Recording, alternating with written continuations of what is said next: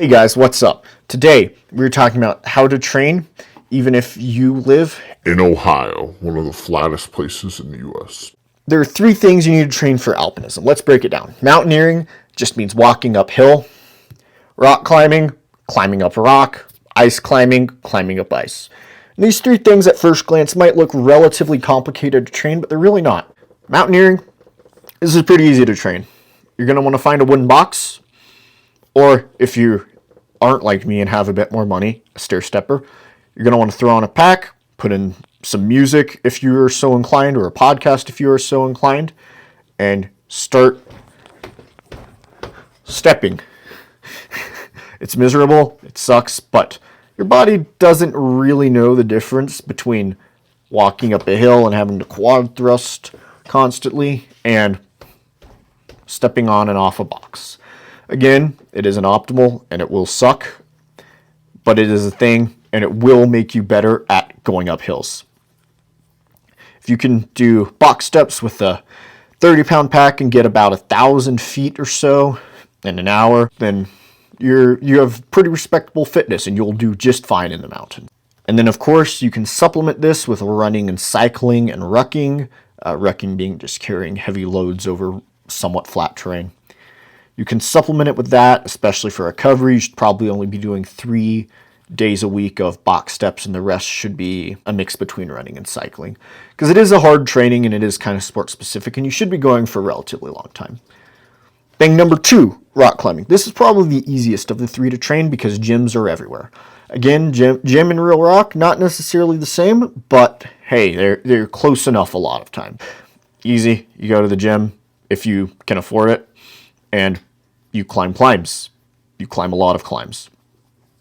Now, if you don't have the means to afford it, or you're going for a somewhat less technical objective that doesn't rely enough on rock climbing and you don't need to be able to climb V15 for, then you should probably, if you have the space, money, and time, and just invest in a home wall, just a flat wall, simple wall, maybe high, maybe bolts it to the side of an outbuilding like a barn or on the side of your house. Put on your boots, put on a pack with 20 pounds in it, and just climb up, climb back down, climb up, climb back down. It's pretty simple. Again, effective training methodology will give you endurance in climbing, which is what you're after. You don't need to be able to climb V13 for most mountaineering objectives. And then number 3, ice climbing. Ice climbing can be the most problematic to train for because it's so weird and specific. So the thing with ice climbing is basically what you're going to be trying to do is you're going to be trying to make it so you can maximize your time on ice when you get on ice. So what I mean by that is you want to maximize your endurance and your time on your tools so that when you get to ice, you can climb a lot of ice. Basically what you're going to want to do for ice climbing, you're not going to be focusing on technique or anything because that is really hard to build without ice. So with ice climbing, you're going to want to just hang from your tools. If you just have a pull-up bar or a hang board, you can just slot your tools in and just hang from them, or a pair of rings, something like that. They also sell a fake tool that's wood that you can practice hanging on too from bars. A lot of gyms will let you also use those. It isn't exactly ice climbing, but allows you to get the forearm endurance for ice climbing.